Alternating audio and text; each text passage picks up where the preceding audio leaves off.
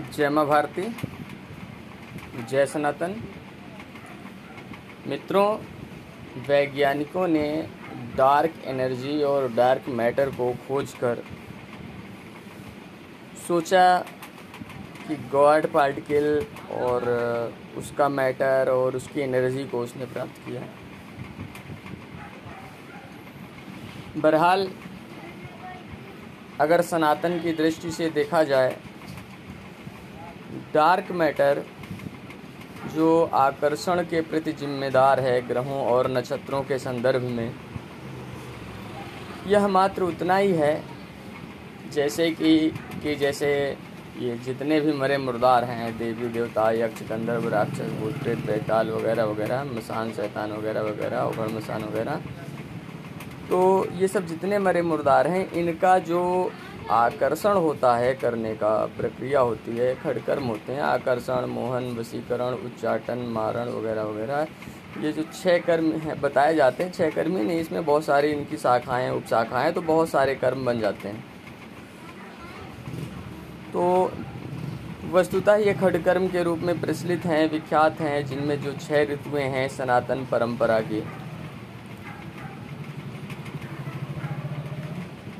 ये 6 ऋतुएं हेमंत, शिशिर, शरद, ग्रीष्म, वर्षा और शीत,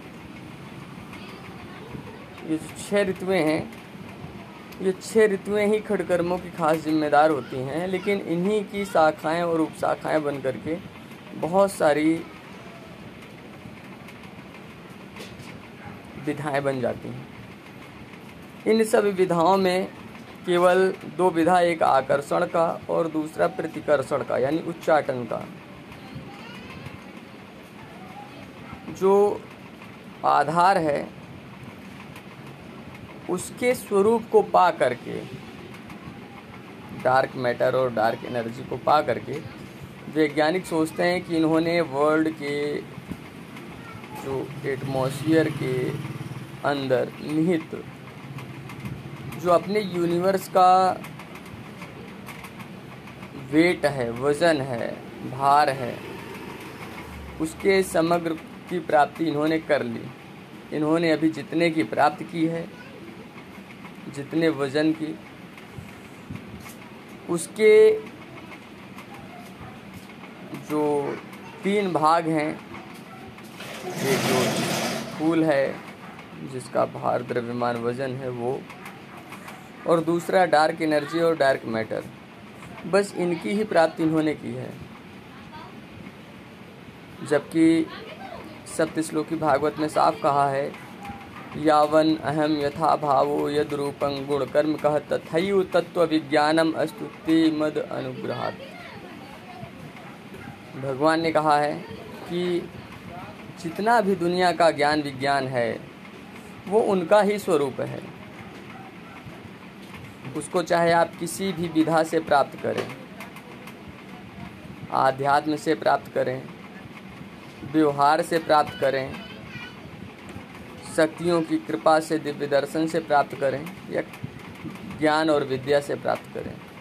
ज्ञान और विद्या भी बिना शक्ति की कृपा के विद्या कोई संचालित और जागृत नहीं होती है। उसको केवल आप पढ़ सकते हैं, भूल सकते हैं, इसके सिवा कुछ नहीं होगा।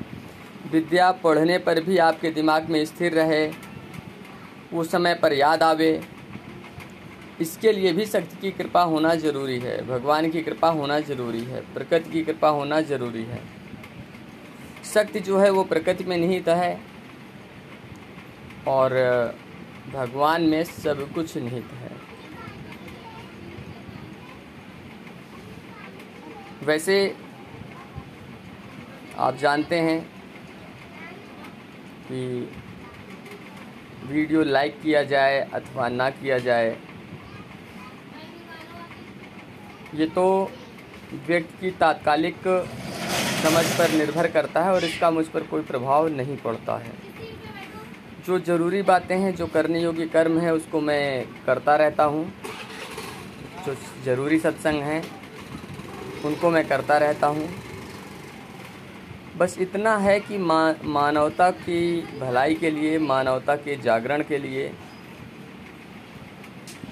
भगवत स्वरूप में जो ऊर्ध्वमूलम अधः शाखम स्वरूप है, यथा पिंड तथा ब्रह्मांड, यानी जैसा ब्रह्मांड वैसा ही ये पिंड है, यानी कि मनुष्य रूप की मानवता की बचत, सुरक्षा, संरक्षा हो सके, इसके लिए जरूरी सत्संग और जरूरी बातों को यदि सभी तक पहुंचाने के लिए शेयर कर दिया जाए, इतना भर बहुत है।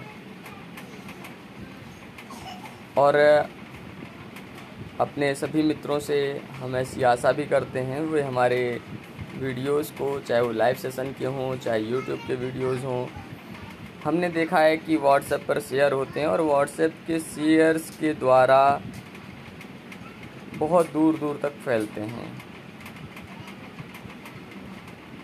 हिंदी भाषी लोगों तक वर्ल्ड वाइड हो जाते हैं हमारे वीडियो, और बहुत सी जगहों से बहुत सी जो जिज्ञासाएं हैं लोग प्रस्तुत करते हैं और उन पर भी हम काम करते हैं। तो इसलिए लोगों की चाहे वो आध्यात्मिक जिज्ञासा हो, चाहे वो सांसारिक जिज्ञासा हो, ज्ञान विज्ञान के संदर्भ में हो या आध्यात्म के संदर्भ में हो, हर संदर्भ पर हम चर्चा करते हैं, क्योंकि सब कुछ ईश्वरीय स्वरूप के संदर्भ में ही है। चाहे वो राजसत्ता के संदर्भ में हो, चाहे वो प्रजाहित के संदर्भ में हो, चाहे वो राजसत्ता के संदर्भ में हो और चाहे प्रजाहित के संदर्भ में हो, सभी संदर्भों पर हम बराबर चर्चा करते हैं, क्योंकि भगवान ने कहा कि मनुष्यों में मैं राजा हूँ। तो अगर राजाओं पर ध्यान रखना है तो इसका भी तात्पर्य है कि भगवान का ध्यान बनाए रखना है।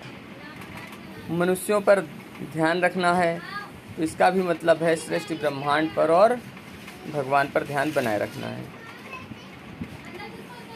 हम आप मानवता पर चलें और एक दूसरे का ख्याल रखें और जो करने योग्य कर्म है उसको करते रहें। भगवद गीता के अध्याय 6 श्लोक 1 और अध्याय 12 श्लोक 12 के अनुसार।